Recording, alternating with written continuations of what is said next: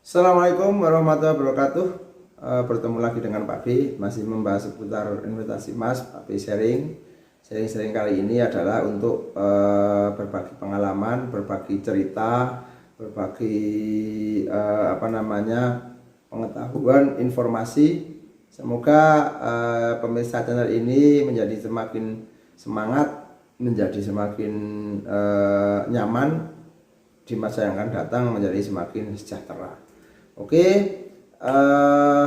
kali ini Pak B masih membahas seputar emas ya. Membeli emas saat harga tinggi itu strategi atau spekulasi ya, itu pertanyaan atau yang Pak B lihat ya, fenomena ini strategi atau spekulasi. Ini kan perlu kita bahas bareng-bareng. Ini pendapat Pak B ya, dari berbagai fenomena itu. Begitu banyaknya orang berbondong-bondong ya. Tapi kita lihat dulu, kita batasi dulu apa itu investasi. Investasi adalah membeli suatu barang, membeli suatu produk, baik itu berupa paper, berupa real asset, berupa digital asset. Itu berharap di waktu yang akan datang, di masa yang akan datang, itu berharap mendapatkan penghasilan atau pemasukan dari capital gain, bisa capital gain plus dividen, bisa capital gain plus sewa. Nah, yang kita bicarakan di sini emas. Kalau emas itu kan capital gain. Makanya kalau emas itu sekali lagi Pak B sudah bicara berkali-kali, itu adalah emas itu cocok untuk jangka panjang. Siapapun mungkin perencana keuangan, ahli investasi dan sebagainya, emas itu cocok untuk jangka panjang. Resikonya sangat rendah, tapi kenaikannya juga tidak sangat tinggi dan turunnya juga tidak sangat dalam, tidak. Tapi lupa, ini kan di akhir-akhir ini kan luar biasa naiknya karena keadaan yang memang dunia itu sedang tidak baik-baik saja. Ingat, dunia sedang tidak baik-baik saja. Kenapa? Karena ya tadi itu banyak sekali kejadian-kejadian yang mendadak, kejadian-kejadian yang mengguncang dunia, apakah itu perang fisik beneran, perang dagang, kemajuan AI, kemajuan teknologi dan lain sebagainya. Ini menjadikan keadaan dunia ini tidak stabil, artinya tidak baik-baik saja. Itu ya tidak stabil karena beberapa pernyataan Presiden Amerika, terus nanti dibalas dengan negara Cina, dengan negara-negara yang lain yang menjadi dulunya menjadi sekutunya, sekarang menjadi musuhnya, begitu ya. Maksudnya musuhnya itu ya karena diberi tarif yang luar biasa tinggi, termasuk Indonesia juga kena dampaknya. Dan ini berimbas pada harga emas. Ketika kita membeli di harga tinggi, apakah itu spekulasi atau strategi? Kita lihat, kalau kita sudah punya pondasi keuangan atau pondasi ilmu tentang investasi, beli di harga tinggi itu tidak ada masalah karena kita sudah beli di harga yang rendah, kan? Berarti itu kan kita kenal dengan tiap bulan menyisihkan, tiap bulan itu rutin membeli, rutin berinvestasi dari harga yang sangat rendah dulu, di harga, bahkan kalau yang lama di harga 400, 500, 600 sampai di ini harga 2 juta, itu tidak ada masalah. Karena apa? Karena mungkin dia akan long term ya, jangka panjang, mungkin 15 tahun yang akan datang baru akan diuangkan. Nah, itu ketika modelnya dollar cost averaging atau DCA ya, yang sering disampaikan itu nggak masalah karena di angka 400 sampai di angka 2 juta kalau disamakan semua tiap bulan itu rutin ya, baru rutin, nanti akan ketemu rata-rata di harga berapa. Nah, itu tidak ada masalah. Jadi ini adalah strategi yang Pak B sebut dollar cost averaging atau tetap gitu ya. Jadi kita tiap bulan itu tetap itu bisa tetap harganya, bisa tetap gramasinya. Kalau tetap harganya berarti kalau pada saat harganya tinggi berarti gramasinya dapat sedikit.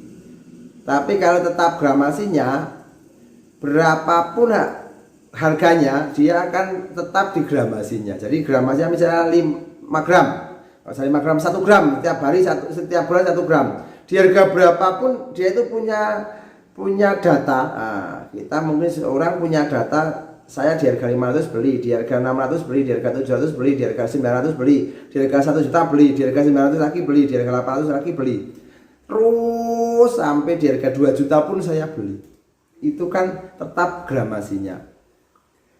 Berapapun harganya. Tapi saya tahu tetap uangnya, katakanlah dari awal mencoba mengumpulkan emas atau berinvestasi emas 2 juta. 2 juta itu pada waktu itu kalau harganya 500 berarti dapat 4 gram. Tapi kalau hari ini beli 2 juta dapatnya 1 gram misalnya. Kan seperti itu. Nah, itu strategi ya, itu seperti strategi. Tapi kalau kita hanya ikut-ikutan berharap jangka pendek nanti emasnya naik, terus menggunakan uang panas, uang untuk konsumsi atau uang untuk biaya sekolah yang akan segera digunakan atau biaya bisnis, berharap nanti dapat kelebihan harga terus bisa digunakan untuk bisnis. Iya kalau lebih, kalau tidak, kalau belum menutupi harga buyback berarti kan belum untung. Kalau kita katakanlah beli di harga 2 juta, buybacknya 1,9, terus beberapa bulan buybacknya masih 1,9,9. Ketika kita buyback kan masih rugi.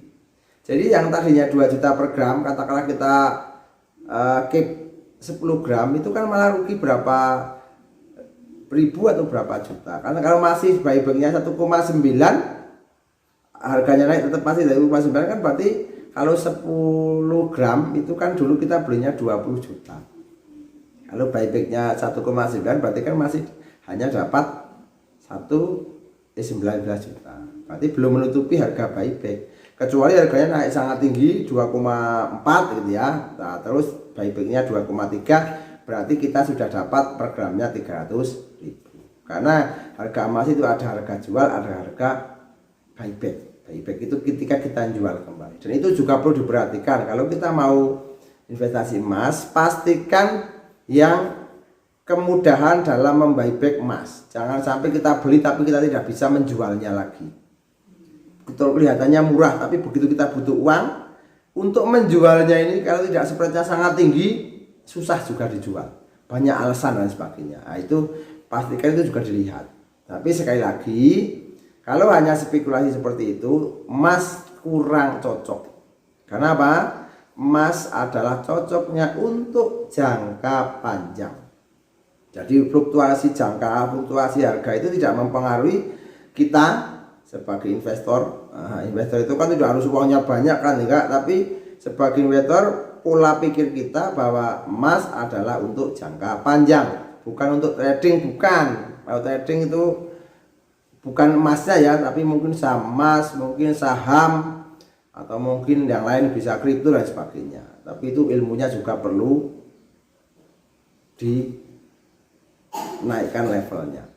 Sehingga investasi yang terbaik adalah investasi yang ketika kita paham instrumen tersebut atau investasi tersebut dan kita berani menanggung resiko. Berapa resiko yang kita bisa tanggung, lah itulah namanya investor. Pak, saya bisa habis semua nggak apa-apa. Wah, itu high risk high return. Biasanya kau dapat banyak banget kalau habis.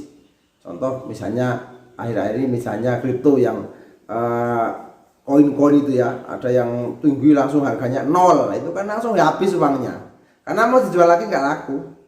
Atau hanya 1000 jadi 10 rupiah itu kan, kalau naiknya, kalau masuknya banyak kan luar biasa kerugiannya kan, seperti itu kan high risk high return. Kalau emas kan nggak begitu, karena selagi misalnya turun kita kan masih bisa pegang fisiknya, karena real aset ya, kita pegang fisiknya, atau masih kita pegang digitalnya, tabungannya misalnya, atau kita itu masih ada, sehingga begitu kita tahan nanti naik lagi baru kita jual. Nah, seperti itu. Semoga bermanfaat, semoga menginspirasi. Jangan lupa like, subscribe, dan komen. Assalamualaikum warahmatullahi wabarakatuh.